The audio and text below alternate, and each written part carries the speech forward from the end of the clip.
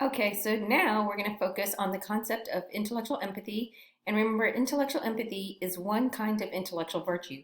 So whatever I've said generally about intellectual virtue applies to intellectual empathy as well. So during Unit 1, you got an initial definition of intellectual empathy. Whatever definition you were provided in the soft talk module, the one that I'm going to give you here overwrites that one. So there might be a slight difference. They are consistent with each other. It's not that one is wrong or false, but sometimes I perfect my definitions over time. So make sure that you keep this one in mind throughout the semester. It might even be fun to compare and contrast how this one compares with the one I initially gave you during Unit 1. So intellectual empathy, generally speaking, is the disposition and ability to imaginatively put yourself in the place of others so as to genuinely understand their conceptual frameworks and or reasoning. Now, why do I say imaginatively? Make sure you capture this point. It's not because I'm asking you to just make up what the other person might think. You know, like you look at me and you say, hey, you know, you're thinking about God and you heard some people arguing about whether or not the word God refers to something real. And then you come up to me and you say, hey, Dr. Carrillo, and what I'm not asking you to do is to make up or guess what I think. When I say imaginatively put yourself in the place of others, I mean that you engage with their ideas, whether they are presenting their ideas in writing or whether they are expressing them verbally as well. So it just means that you're reading through some words or listening to some words and trying to get within the thinking of that person by the meaning of their words. And so now we're going to get into a little bit of elaboration. So dimension 1 of intellectual empathy that I want you guys to keep in mind throughout the semester is that it has to do with seeing how others use some beliefs to justify argument, like an argument or the logic of their view.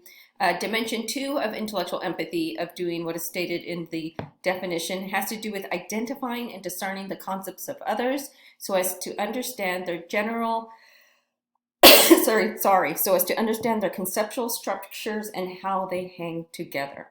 Okay, so notice here then that I've got two dimensions and they do align with what I have here. So seeing how others use some beliefs to justify others. When we say justify, we are talking about support, defend, try to prove to you that maybe some belief or position or take or theory that someone has is valid or plausible or compelling. Hence, when you're analyzing or reading through a peer's argument or a philosopher's argument, you are to try to use intellectual empathy. And the extent to which you are willing and able to imaginatively put yourself in, in a peer's, for example, position is to a large extent reflective of your intellectual empathy. Okay, so your mindfulness, your willingness, your ability to tap into the opportunity and the concept of intellectual empathy. So let's give some examples or some scenarios that you will express or that you need to express intellectual empathy in this class in order to gain a true, clear, and accurate understanding of various arguments, the reasoning thinking of others. So, for example, during Unit 2 or 3, you will have read through some peer arguments in response to some item from the foundational writing assignment. In doing so, hopefully you will be able to reflect intellectual empathy to understand where they are coming from.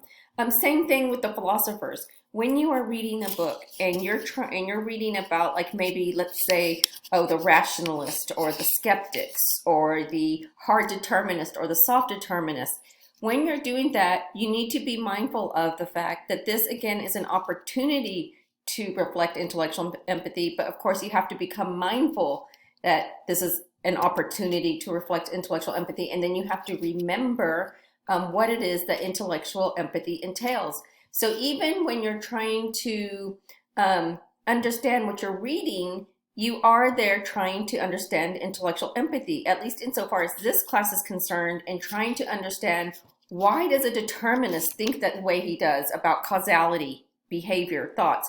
Why does a hard determinist think that we have no free will and therefore no moral responsibility? Why does a rationalist think that the ultimate origin of all knowledge or justified true belief is reason?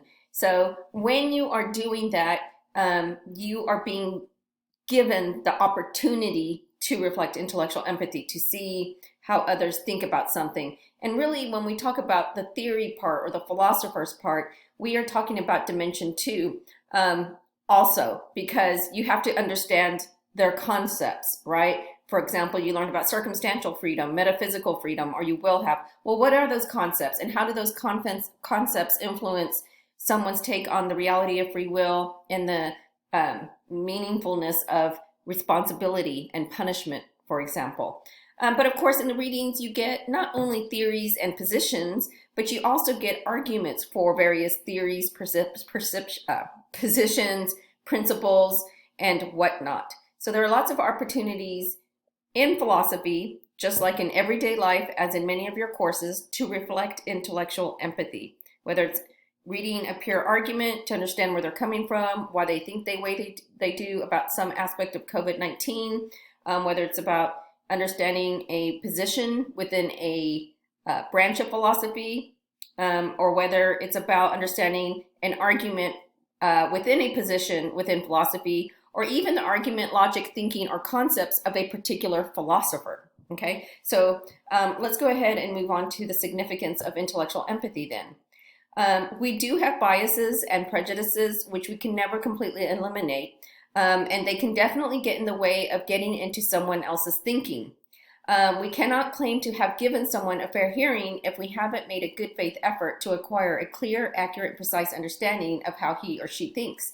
So this brings up that as I go over the significance, I'm reminded of the fact that I need to make sure that you understand a few more things about intellectual empathy. Okay, so make sure you're taking good notes.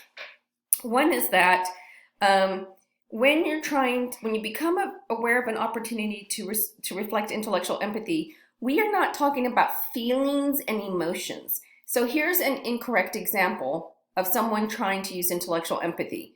Let's say I say, hey, give me an example of intellectual empathy, a time when you reflected intellectual empathy. And you say, well, one time, I was with my friend and her dog got run over and she just started bawling and crying. Well, I was reflecting intellectual empathy because I could feel her feelings, because I too had a dog that was killed by a car, and I know how it feels to lose an animal. It's very sad. That is not a correct example of intellectual empathy. Remember, the intellectual virtues have to do with thinking or learning in the context of trying to understand or make sense, build wisdom, truth, and knowledge. It's not about feelings or emotions. Yes, we can have knowledge of emotions, understanding of emotions, but that's not how we're using the term. Focus on the intellectual part of the various virtues that we're focusing on, right? I'm not talking about social empathy, emotional empathy, but intellectual empathy, stuff that you would associate maybe with critical thinking. Okay, so be careful that you are not using your own opinions about the meaning of a given intellectual virtue like empathy and using that to think about and think through any questions or prompts I might have about intellectual empathy, because your own prior experience with that word, with that concept, may not align with how we're defining intellectual empathy. Another thing is to remember is that there are, of course, two opposites when it comes to intellectual empathy. So when you have too little of that, which makes you intellectually empathetic, some philosophers would say that you're reflecting intellectual self-centeredness. In other words, you don't have the disposition, willingness, or ability to try and figure out where someone else, or to put yourself in the position of others to understand their conceptual frameworks or reasoning. Which reminds me, when it comes to understanding others' conceptual structures and how we're hanging together, I want you to think of the triangle. So when you're reading through pure arguments, one of the things you can do as you express intellectual empathy to see what reasons they give to support or justify a conclusion, you can also be looking within those statements to see what are the words that name fundamental and powerful concepts in their thinking, in their reasoning, in support of the first conclusion. Are there any words that really stand out to you? Did they repeatedly use certain words?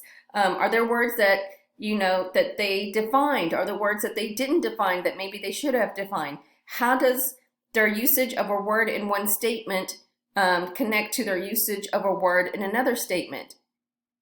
Answering these questions and trying to apply them to understand a peer is doing what we can call conceptual engineering. And in doing so, when you are doing that, so I'm giving you yet another example of intellectual empathy, what you're doing is you have to put your own personal views on hold. I'm not saying you can't erase them, you can't download them to a USB or the cloud and get rid of them from your brain and then download them after you're done trying to make some sense of someone else's point of view or theory or a philosopher or an argument or someone's usage of a word and how they conceptualize something. But you can just try to be aware of the fact that you might have biases, prejudices, your own thoughts or views that might get in the way of understanding someone. Another really important point, and that is this, that when it comes to intellectual empathy, it is not about having to agree with somebody. It's not, look in the definition. Nowhere in the definition does it say, meaning that you agree with them, that you adopt their position, that you believe what they believe. It's not that case. Don't put more into the definition than there actually is. So, another thing that I want you to remember that is related to this point is that you reflect intellectual empathy, what is stated in this definition, even if ultimately you agree with your peer, a philosopher, a theoretical position, okay? And a lot of what I say about intellectual empathy in the context of this philosophy course is also true in your other courses and everyday life, your personal relationships. In fact, take note, you're going to or have done what you call comparative analysis. To do comparative analysis, you have to reflect and be mindful of intellectual empathy. Put your own feelings, viewpoints, emotions to the side and really try to get inside the thinking shoes of, your peer. Okay, when you do the reading, you have to try to get into the thinking shoes of the determinist, of the rationalist, of the empiricist, to really try to understand where they're coming from. So even if you agree with a peer, okay, you're going through the arguments, you're trying to decide, or you try to decide whose view you're going to compare and contrast with your own, you don't know that you agree or disagree with a peer's view unless you've reflected intellectual empathy, right? I mean, you don't really, truly, clearly, and accurately know with sufficient grounds that you agree or disagree with a peer unless you've really reflected intellectual empathy as defined. Now, it might be that you completely disagree, still need intellectual empathy to know that. It might be that you agree on some points, but not others. You still need intellectual empathy to know that. It might be that, wow, your responses, it's almost as if one of you plagiarized off of the other. They're almost identical. You still need intellectual empathy to know that. Okay, guys, so I just have to remind myself, which is hard to do, and remind you guys that I am very passionate. Like to me, these are such important lessons.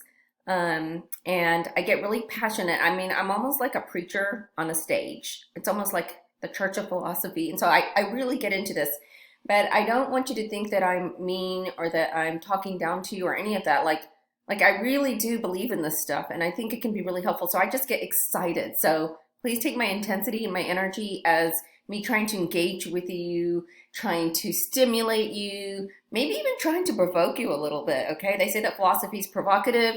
And in fact, it was either Spinoza or Leibniz, I think it was Spinoza, who said, I do not know how to teach philosophy without being a disturber of the peace. And by that, he meant both your inner peace with the way you think and feel about things, including yourself, as well as the world, the rest of the world. Okay, so I'm going to do a separate video on the extra credit. Make sure you watch the separate video on the extra credit to get more details and requirements. And this, just look for a video that says optional or extra credit below the link that you use to access this video.